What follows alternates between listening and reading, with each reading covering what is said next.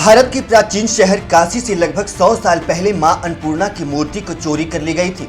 चोरी किए गए मूर्ति को कुछ तस्करों ने तस्करी के माध्यम से कनाडा पहुंचा दिया था, लेकिन खुशी की बात यह है कि अब मूर्ति कनाडा से भारत लौट रही है। यह बात खुद प्रधानमंत्री मोदी ने मन की बात में बताई। आज मैं आप सबके साथ एक खुशखबरी साझा करना चाहता हूं। हर भारतीय को यह जानकर गर्व होगा कि देवी अन्नपूर्णा की एक बहुत पुरानी प्रतिमा कनाडा से वापस भारत आ रही है।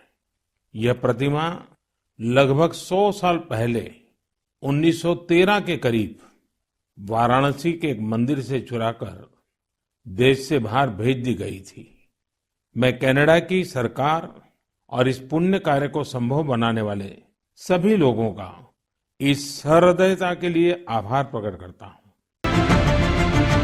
मां अन्नपूर्णा की मूर्ति का इतिहास 100 साल से भी ज्यादा पुराना है। मूर्ति एक सदी पहले वाराणसी के घाट से चोरी हो गई थी और इंटरनेशनल बॉर्डर पार करते हुए कनाडा जा पहुंची थी। मूर्ति कनाडा के यूनिवर्सिटी ऑफ रेजिना के मैकेंजी आर्ट गैलरी का लंबे समय से हिस्सा थी।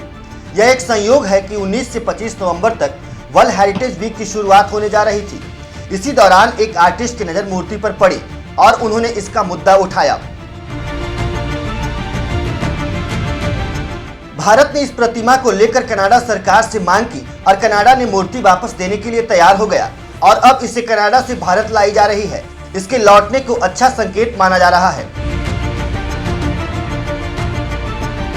भारत सरकार इसी तारतम्य में अपने प्राचीन मूर्तियों को वापस लाने का अभियान शुरू कर दिया है। इसी कड़ी में कुछ महीने पहले शिव प्रतिमा को ब्रिटेन से वापस लाने की बात हुई थी। रेजिना विश्वविद्यालय के उप कुलपति थॉमस चेस ने एक समारोह में यह मूर्ति कनाडा में भारत के उच्चायुक्त अजय बिसारिया को सौंप दी थी।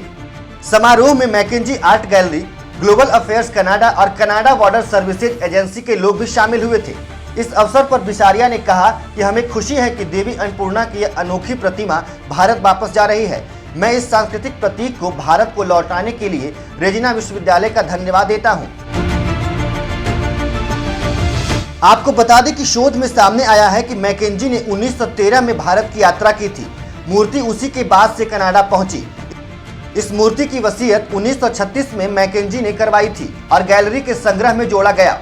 वहीं प्रधानमंत्री नरेंद्र मोदी की सरकार जिस तरीके से देश विरासत को बचाने के लिए मुहिम में आगे बढ़ रही है, उसमें अब उसे अन्य देशों का भी समर्थन मिल रहा है।